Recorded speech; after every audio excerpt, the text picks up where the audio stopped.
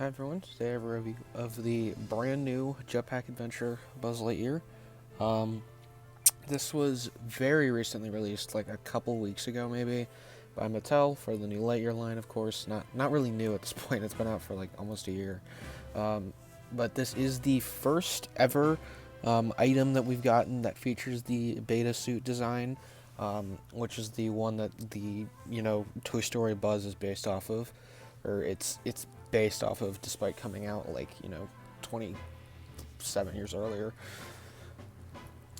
But this one's just generally more accurate to the Toy Story designed Buzz, which is kind of nice. And I just get into it. So I'll first mention off the head, or the helmet is removable. It's just a clip-on thing here. So just you have these little pegs underneath the headpiece that just clip on like that. The hood actually has a nice textured feel to it, so this isn't like printed on. It's obviously like, actually in the plastic itself. The face mold's pretty nice too.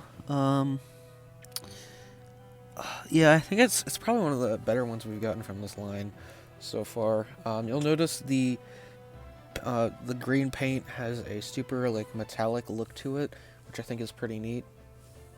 And then going down here, this scuff here came in packaging. Naughty Amazon.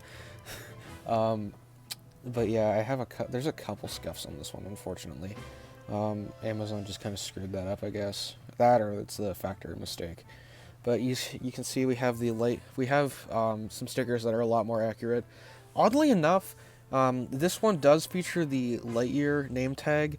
However, it isn't on the Space Ranger Alpha one, and the Space Ranger Alpha one does actually have it in the movie. They just, I guess, forgot it in the versions of the figure. But yeah, this is just a obviously generally more accurate, or like accurate design, even though it's doing its own thing to the Toy Story Buzz. This is a dark gray. There's no black on this figure, it's just gray, like a really dark gray. These are stickers here. It's like a thinner design compared to the Toy Story Buzz. It's obviously a lot smaller. You can see it has its own little thing there going on. Here's the arm rotation's the same, of course. The hands are like soft plastic material. The other arm has a fist and the laser here, which obviously is different. It has a caution thing at the top of it. That's just a sticker, and then that's like painted on or printed on that little, red nozzle thing here. Not nozzle, light bulb, or whatever. You can see the breathing tubes are actually like textured as well, which is pretty neat. The waist, again, also rotates. I'll also mention the plastic. It's a lot like, it feels a lot smoother and nicer. It feels a lot more accurate to, like, I'm gonna be making the Toy Story Buzz comparison a lot with this, because it's obviously what the suit design is based off of, but it has that more like shiny plastic material compared to the other ones we've gotten so far. So the legs rotate, obviously, as I've been just kind of fiddling around with the knee joints. The feet actually do rotate on this one, which is nice. Not all of the buzzes that have had these like feet that are separate actually have rotating feet, so it's nice that we actually have some that do. However, it can't turn. It's just up and down. But I mean, it's still nice that we got it at least. Here's the back for his jetpack. You can see Mattel's still keeping with their design choice of, keeping that the only purple thing on the back. But honestly, I really, really like this design. Just of this, like, the jetpack feature alone. It looks really nice. And now we get to the only play feature on this Buzz, and it's probably the most, significant portion of it. which is the wings, which do open up with a button. Clear, obviously. So it is, you push it and... Alright, Space Rangers, here we go. He makes some sound effects and talks, and the wings open up. Obviously, the major drawback of this is that it uses the, standard kind of Mattel design, I guess.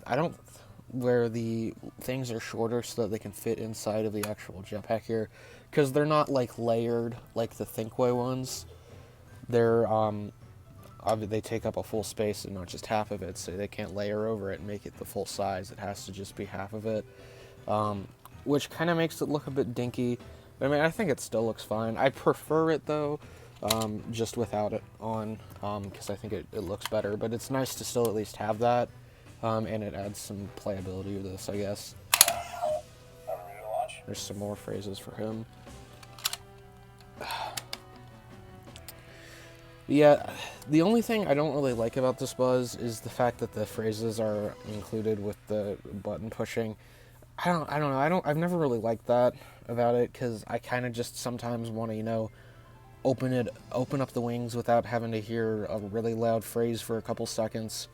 So it would have been nice, I guess, if they would have used the buttons, but yeah, they didn't. It's fine, because this is still a really good looking Buzz figure.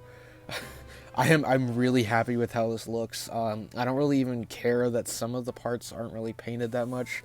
That's just kind of something you get with Mattel, saving money in the process of actually building these to be sold in mass production, But yeah, overall this Buzz, I just really like the beta suit design. It looks so good. I was so happy when it was when I first saw it. It looks like it's infinitely better than the Space Ranger Alpha design, and kind of sucks that it's we've had to wait this long because spoilers and whatnot. So we've kind of had to wait until then to get this Buzz, but I'm glad we finally have at least some physical representation of this figure, and we're getting the 5-inch scale version, which is also pretty exciting. But overall, yeah, I really like this figure. I don't know what else to say.